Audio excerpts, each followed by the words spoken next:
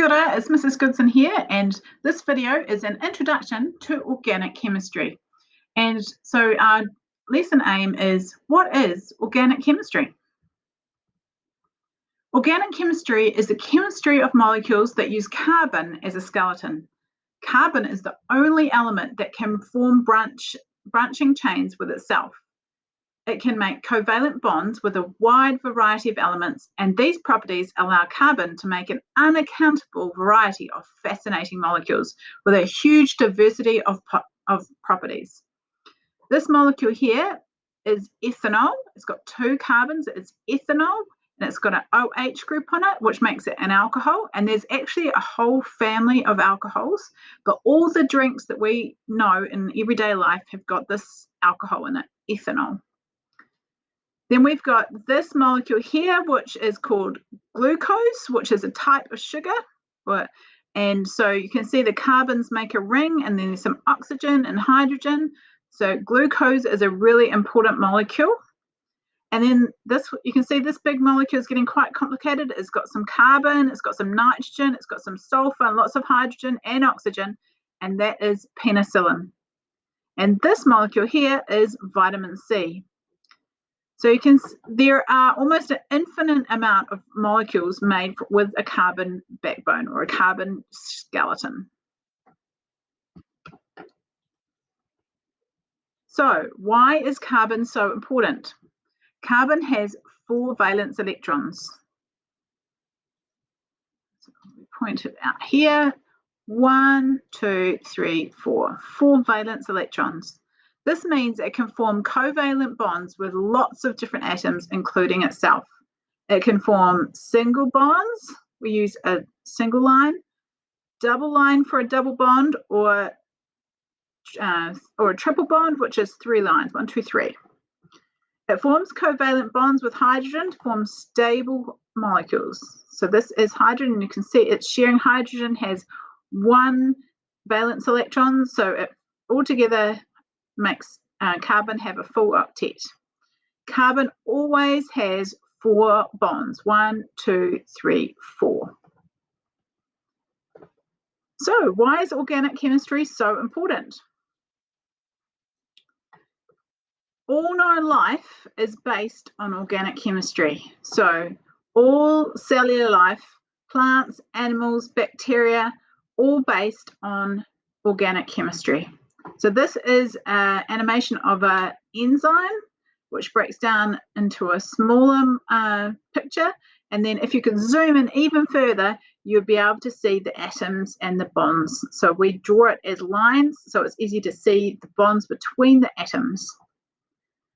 This is a molecule over here is a polymer, which means it's a really, really long chain molecule, and it's a PET plastic. And most modern materials are based on organic chemistry. Over here, we have a nanotube, a modified nanotube, where the little hexagons represent at the corners are carbon atoms, and future molecules are going to be made, future technologies are going to be based on this organic chemistry. So organic chemistry is a really, really important branch of chemistry. What are functional groups? These are the functional groups that you need to know for level 2 chemistry. You need to be really familiar with them and how to draw them. For each group, you need to know how to name them, how they are made, the physical properties such as solubility and the melting points and the boiling points. You need to be able to explain the physical properties, and then you need to know the chemical reactions that they undergo, including the conditions and the reagents involved. So if we have a look at the functional groups you need to know, we've got alkanes. Alkanes only have carbon-carbon single bonds. And then we've got alkenes, which have at least 1 carbon-carbon double bond. Alkynes, which are really reactive because they've got a triple bond in their carbons, carbon-carbon triple bond. And then we've got haloalkanes over here. So halogens are group 17 atoms. So if this alkane has any of group 17 atoms attached to it, then it will be haloalkane. And the most common ones are bromine, and chlorine, so that we have bromoalkanes and chloroalkanes. Now, I mentioned alcohols before. Alcohols have this hydroxyl group in them. Hydroxyl group makes it, this group here, makes it an alcohol, okay? So if it's got that group there and nothing else, then it's an alcohol. A carboxylic acid has this group here, and it's always on the end of a molecule. And sometimes it's written as COOH. Okay, so it's got a carbon double bonded to an oxygen, and the same carbon is bonded to an oxygen, which is bonded to a hydrogen. So that's a carboxylic acid. And then we've got amine, which has got an NH2 group. NH2 group makes it an amine, so that can be attached to any carbon. All right, so those are all the functional groups that you need to know for level 2 chemistry, and you need to memorize them and become really familiar with them.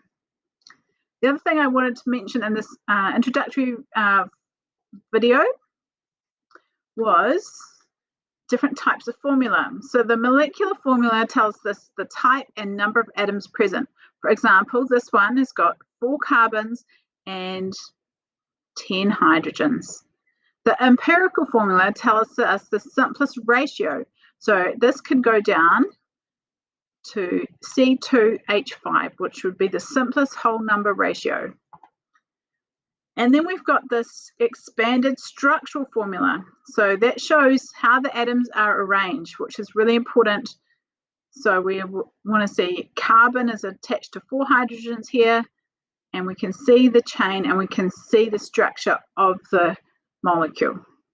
But if the molecule gets really, really big, then we get a bit sick of drawing out all the bonds, and so we just condense it down to C3, CH2, CH2, etc. And so this is the condensed structural formula. So that was all I wanted to do for this introductory video. And so we're going to be learning a lot more about all of these functional groups, how to name them, how they're made, their physical properties, and what chemical reactions they undergo. So keep calm and study organic chemistry.